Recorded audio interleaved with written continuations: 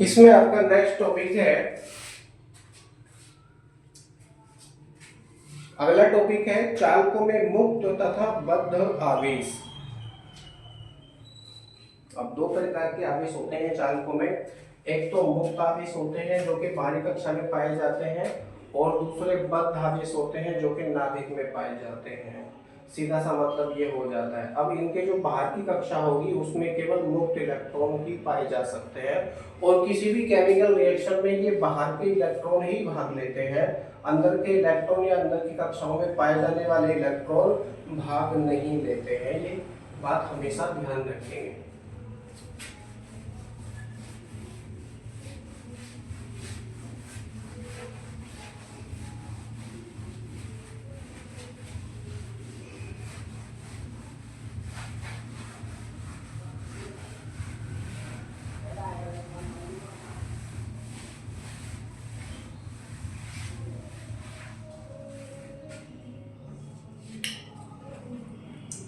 चालकों में मुक्त तथा बद्ध आवेश।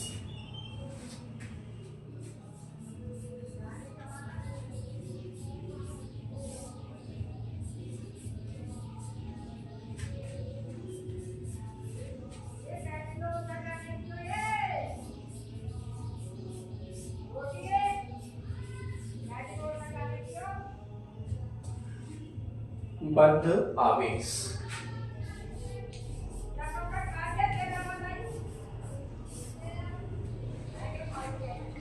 इनसे मतलब क्या हुआ? चालकों में मुक्त आवेश कौन से होते हैं और बद्ध आवेश कौन से होते हैं? मुक्त आवेश का मतलब वास्तव में ऐसे कण होते हैं जो कि मुक्त आवेश वाहक का कार्य करते हैं और आवेश को एक स्थान से दूसरे स्थान पर ले जाने का कार्य ये करते हैं।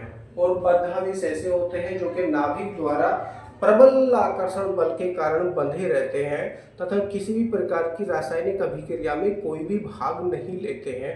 ऐसे सभी कणों को या ऐसे सभी इलेक्ट्रॉनों को या ऐसे सभी आवेशों को बद्ध आवेश कहते हैं। तो प्रत्येक पदार्थ परमाणुओं से मिलकर बना हुआ होता है। परमाणु वैद्युत उदासीन होता है। परमाणु में किसी प्रकार का कोई आवेश नहीं होता है, क्योंकि जितने भी उसमें प्रोटॉन होते हैं उतने ही उसमें इलेक्ट्रॉन होते हैं। प्रोटॉन पर धनावेश होता है तो इलेक्ट्रॉन पर ऋणावेश होता है, जो कि बाहरी कक्षाओं में परिक्रमा करते रहते हैं, घूमते रहते हैं। अब घूमने वाला संपूर्ण आवेश स्थिर आवेश के ठीक बराबर होता है। यदि पूरे परमाणु के आवेश को आप जोड़ेंगे तो वो 0 हो जाता है, जिससे सिद्ध होता है कि परमाणु वैद्युत उदासीन होते हैं। प्रत्येक परमाणु में धनावेशित नाभिक होता है जिसमें चारों ओर इलेक्ट्रॉन निश्चित ऊर्जाओं की कक्षाओं में परिक्रमा करते रहते हैं। नाभिक में प्रोटॉन व न्यूट्रॉन होते हैं। न्यूट्रॉन वैद्युत उदासीन होते हैं और प्रोटॉन पर धनावेश होता है। न्यूट्रॉन उदासीन होने के कारण उनका जो आवेश होता है वो किसी भी प्रकार के लिए किसी भी रिएक्शन के लिए उत्तरदायी नहीं होता है, जबकि प्रोटॉन पर आवेश धनात्मक होता है जिसका परिमाण इलेक्ट्रॉन पर आवेश के बराबर होता है।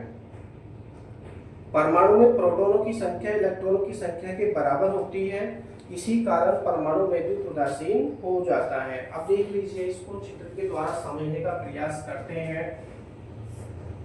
प्लस का चिन्ह मैं इसलिए लगा रहा हूं क्योंकि यहाँ पर नाभिक बनाना है हमको। इसमें प्रोटॉन पाए जाते हैं और दूसरे कण इसमें न्यूट्रॉन होते हैं। तो प्रोटॉन को मैं P से शो कर रहा हूँ, न्यूट्रॉन को मैं N से शो कर रहा हूँ। इनके बाहर ये नाभिक हो गया, मान लीजिए ये क्या हो गया? नाभिक हो गया, ठीक है। इसके बाहर जो प्रथम कक्षा है इसमें क्या पाए जाएंगे? इलेक्ट्रॉन पाए जाएंगे। ये हो गई इसकी प्रथम कक्षा, ये हो गई इसकी दूसरी कक्षा। ये वृत्ताकार इसलिए होती है क्योंकि इसमें इलेक्ट्रॉन घूमते रहते हैं, चक्कर काटते रहते हैं। चक्कर काटने के कारण इनका पथ गोलाकार हो जाता है, तो संपूर्ण कक्षा गोल हो जाती है।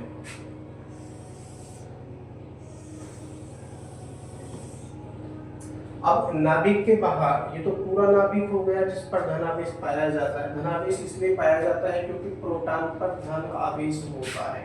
प्रोटॉन पर कैसा आवेश होता है? धनावेश होता है। और न्यूट्रॉन आवेश रहित होता है।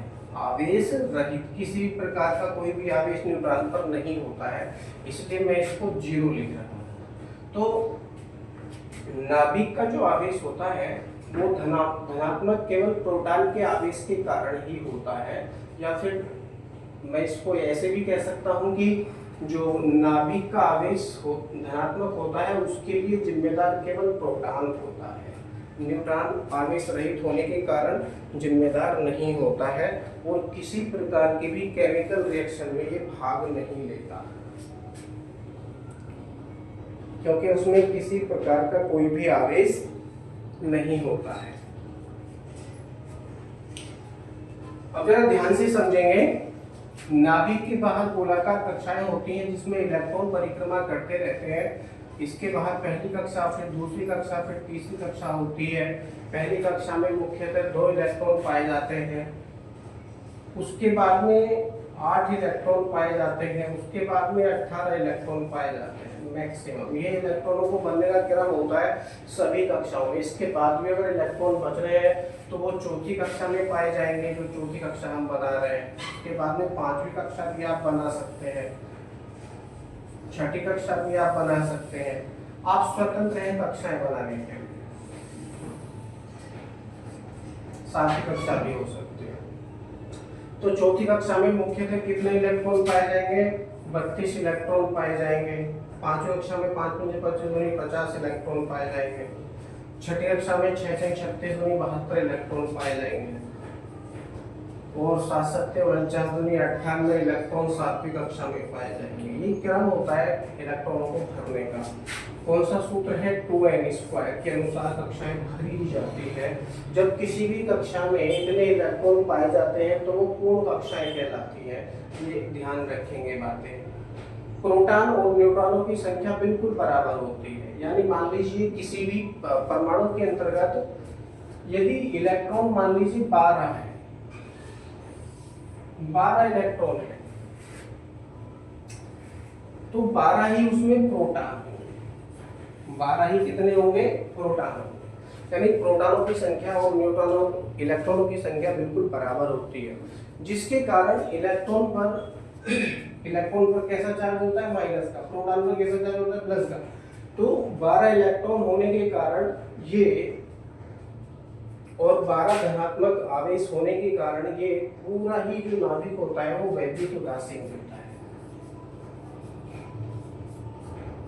वैद्युत उदासीन, क्योंकि पूरे आवेश को अगर आप जोड़ेंगे तो माइनस का 12 हो गया, प्लस का 12 हो गया, तो ये 0 हो गया। 0 का मतलब वैद्युत उदासीन। तो परमाणु क्या होता है? वैद्युत उदासीन होता है। परमाणु वैद्युत उदासीन होता है, इसमें किसी प्रकार का कोई भी आवेश नहीं पाया जाता है।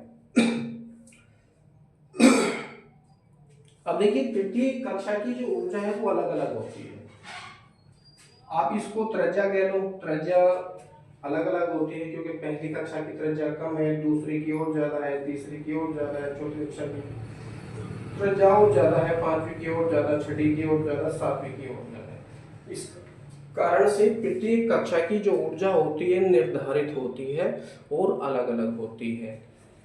जब कोई भी इलेक्ट्रॉन परिक्रमा करते हुए अपनी कक्षा का त्याग करता है, त्याग करने का मतलब है अपनी कक्षा को छोड़कर किसी दूसरी कक्षा में चला जाता है, तो ऊर्जा मुक्त होती है। ऊर्जा क्या होती है? मुक्त होती है।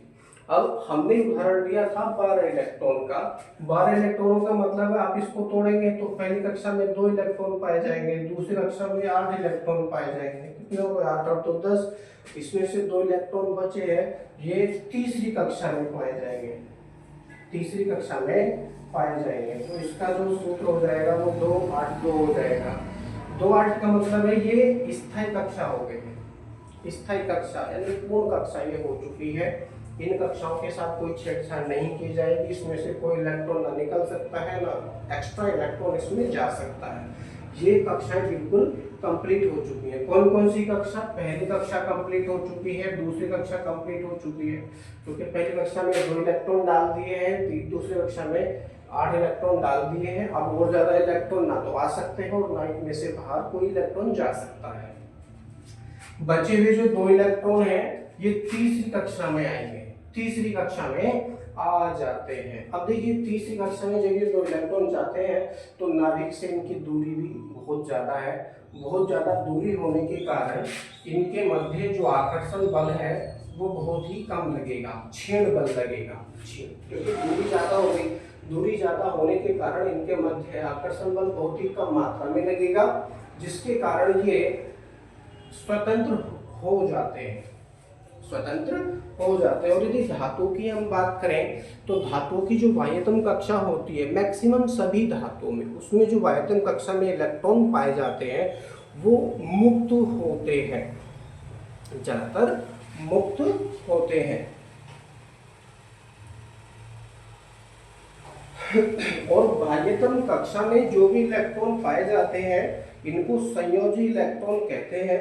ये इलेक्ट्रॉन कमरे के ताप पर लगभग मुक्त होते हैं। कमरे के ताप पर अगर किसी धातु को रखा जाए तो ये इलेक्ट्रॉन मुक्त होते हैं। ये इलेक्ट्रॉन सामान्यतः परमाणु से बद्ध न होकर संपूर्ण धातु में मुक्त रूप से गति करते हैं। जैसे लोहा ले लीजिए, लोहा को अगर आप गर्म करेंगे तो बाहर से ऊर्जा उसको दी जा रही है। अब इसमें से जो वायतन कक्षा में इलेक्ट्रॉन पाए जाते हैं वो परमाणु से बद्ध ना होकर के उसके बाह्य सतह पर एक समान रूप से घूमते रहते हैं, विचरण करते रहते हैं। इन्हीं इलेक्ट्रॉनों को मुक्त इलेक्ट्रॉन कहते हैं। किसी परमाणु से एक इलेक्ट्रॉन के निकल जाने पर यह धन आवेशित हो जाता है। अब देखिए बाहर का जो इलेक्ट्रॉन है, बाहर की कक्षा में 2 इलेक्ट्रॉन पाए जाते हैं, क्योंकि हमने उदाहरण लिया था 12 इलेक्ट्रॉनों का। ऐसा कोई भी परमाणु जिसका परमाणु क्रमांक 12 है, मान लीजिए वो तत्व X है, परमाणु क्रमांक 12 हो गया, इसको हम यदि तोड़ेंगे तो 2 8 2 प्राप्त होगा। यानी पहली कक्षा में 2 इलेक्ट्रॉन, दूसरी में 8, तीसरी में तो तीसरी कक्षा में 2 इलेक्ट्रॉन है, जिस कक्षा में 18 इलेक्ट्रॉन आ सकते थे उसमें केवल 2 इलेक्ट्रॉन ही डाले जा रहे हैं, जिसके कारण यह कक्षा अपूर्ण हो जाती है। अपूर्ण होने के कारण नाभिक से इसकी दूरी भी ज्यादा है, जिसके कारण ये क्षीण आकर्षण बल के द्वारा नाभिक से बंधे रहते हैं और ये इलेक्ट्रॉन निकल सकते हैं, यानी स्वतंत्र होते हैं कहीं भी आने जाने के लिए। और यदि हम कोई भी केमिकल रिएक्शन करेंगे, यदि हम कोई भी रासायनिक अभिक्रिया करेंगे तो तीसरी कक्षा का इलेक्ट्रॉन, जिसमें 2 इलेक्ट्रॉन है, 2 इलेक्ट्रॉन है, इन 2 इलेक्ट्रॉनों को भी ले सकते हैं या इनमें इलेक्ट्रॉन दे सकते हैं। और मैक्सिमम कितने इलेक्ट्रॉन इस तत्व में आ सकते हैं? अब तीसरी कक्षा में मैक्सिमम 18 इलेक्ट्रॉन पाए जा सकते हैं। 2 है, इसको 16 इलेक्ट्रॉन और दिए जा सकते हैं मैक्सिमम। स्थायी अवस्था में आने के लिए इस तत्व को केवल 16 इलेक्ट्रॉन बाहर से और दिए जा सकते हैं। 16 इलेक्ट्रॉन लेने के पश्चात यह स्थायी परमाणु हो जाएगा, 3 कक्षाएं भरी जाएंगी। अब स्थायी होने के कारण ये अक्रियाशील हो जाएगा, यानी किसी भी रासायनिक अभिक्रिया में भाग नहीं लेगा।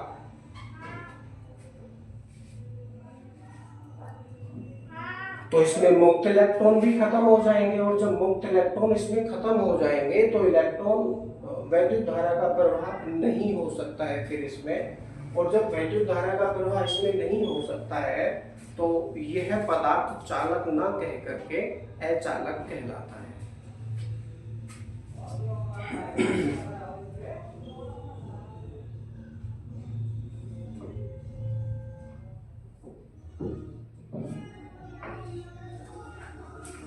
आई होप आपको समझ में आया होगा।